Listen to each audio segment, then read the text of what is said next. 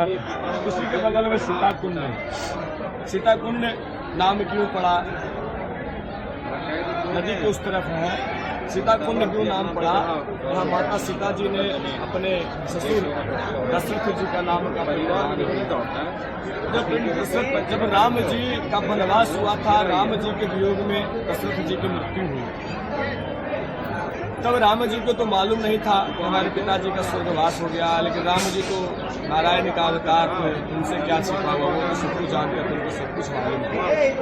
जब भरत मिलाप हुआ था तब दशरथ जी की मृत्यु के बारे में स्पष्टता उनको बताई गई थी।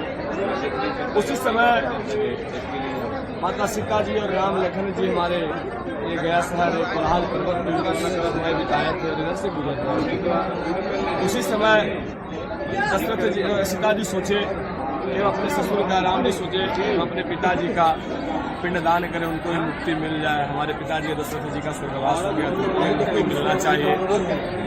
पुत्र का यही धर्म है कि अपने पितृ को ऋण से मुक्ति होना है तो उनका श्राद्ध क्रिया कर्म उनका दान करके तो ऋण से मुक्ति मिल सकता है भाई पुत्र।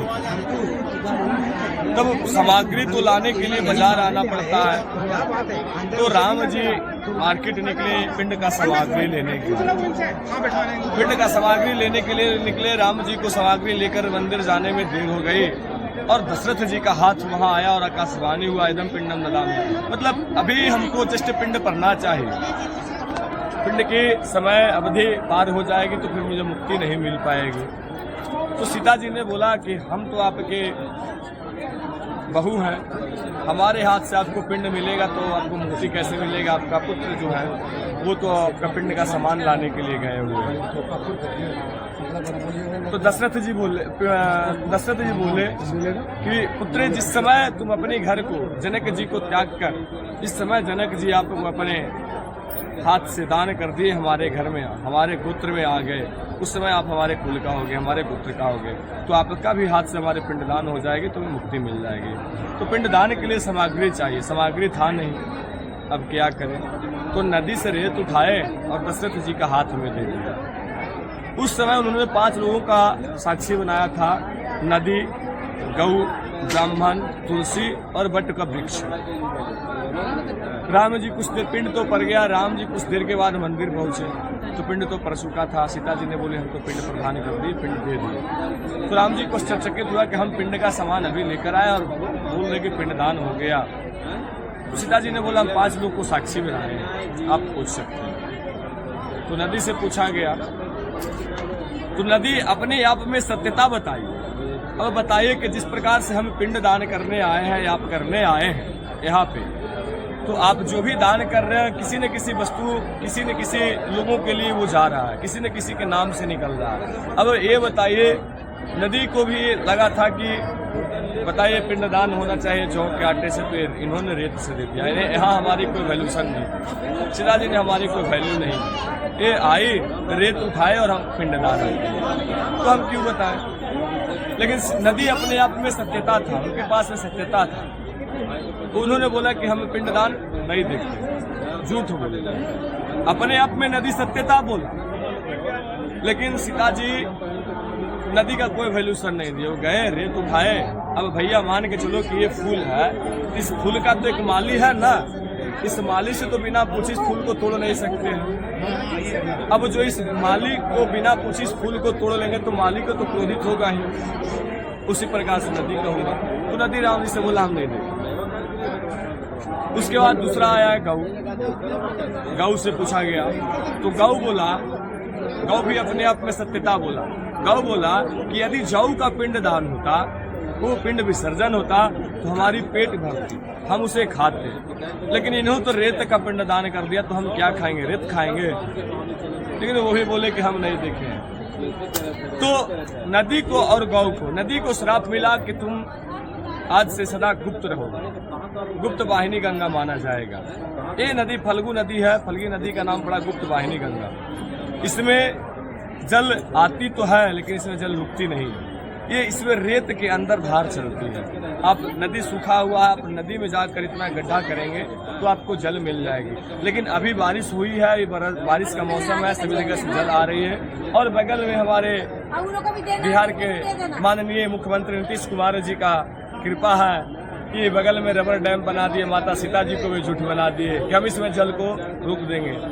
लेकिन भैया जो श्रापित है, भगवान का श्रापित है, वो कैसे कोई गलत कर सकता है और सही कर सकता है। इसमें जल कभी रुकता नहीं है। जब से इसमें रबर डैम बन गया तब से नदी अपवित्र हो गया और बहुत ज़्यादा इसमें गंदगी हो जाता है। नदी में पानी आता बह जाता, जो पानी रहता है वो डैम के आसपास से किनारे से रुका रह जाता है और मिट्टी कादा गंदगी जमा हो जाता है।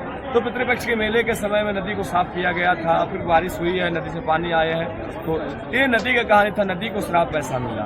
गौ से पूछा गया, गौ भी झूठ बोल दिया। गौ को श्राप मिला कि तुम्हारा सारा अंग पवित्र रहेगा, तुम्हारा मुंह अपवित्र रहेगा। तो देखते होंगे कि गौ का पीछे से पूंछ का पूजा होता, मुंह का पूजा नहीं होता। और तीसरा कौन था? तीसरा ब्राह्मण। ब्राह्मण से पूछा गया, तो बताइए कि ब्राह्मण हम आपका कर्म कराएंगे तो हमारी दक्षिणा तो होती है ना, जिससे हमारे बाल बच्चों, हमारा पेट चलेगा, हमारा घर परिवार चलेगा, आप ही का दक्षिणा से।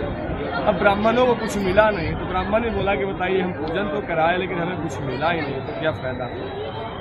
तो ब्राह्मण ने भी कुछ नहीं बोला। ब्राह्मण बोला हम भी नहीं देखे, हम नहीं कराए।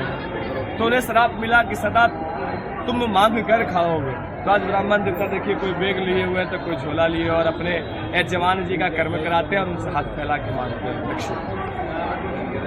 ये ब्राह्मणों को मिला। चौथा था तुलसी। तुलसी से पूछा गया था, तुलसी बोला कब ये बताओ, सीता जी ने पिंड दान किया अपने ससुर का और हमने पूजा में उपयोग नहीं किया। तुलसी भगवान नारायण के बहुत प्रिय है, उनका एक नाम तुलसी प्रिय है, विष्णु प्रियाय भी है। तो तुलसी से भी पूछा गया, तुलसी भी बोला कि हम पिंडदान नहीं देंगे। लेकिन उस समय अपने आप में सत्यता बोल रहे थे, सब अपने आप में सत्यता था, कोई किसी के पास उछल कपट नहीं था। तो तुलसी को श्राप मिला कि तुम जत्र तत्र जन्म लोगे, जहां तहां। तो देखते हैं कि तुलसी आज के डेट में सभी जगह पे जन्म लेती है। आप अपने घर में उसको शौक से लगाइए, गमले में लग जाएगी, महीने 2 महीने रहेंगे सूख जाएंगे। उसको शौक से लगाइए, नहीं लगेगी, कैसे भी लगाइए नहीं लगेगी, लग भी गई तो महीने 2 महीने सूख जाएगी। और वही नाले में देखिए तो वो पूरा घना रहेगा, पूरा हरा भरा रहेगा, उसका फूल गिरेगा, जहाँ तक उसका फूल का बिच्चा गिर जाता है, बीज उसका गिर जाता है तो पौधा खड़ा हो जाता है। और 5वां कौन था? बट का वृक्ष, जिसको हम लोग अक्षयवट बोलते हैं। तो बट का वृक्ष से पूछा गया, तो बट वृक्ष अपने मन में विचार किया कि सबको तो सच ही बोला, जिसके जिसके साथ में जैसे हुआ सबको अपने आप में सच बोला, तो सबको तो शराब मिल गया, हम झूठ बोल के देखते हैं।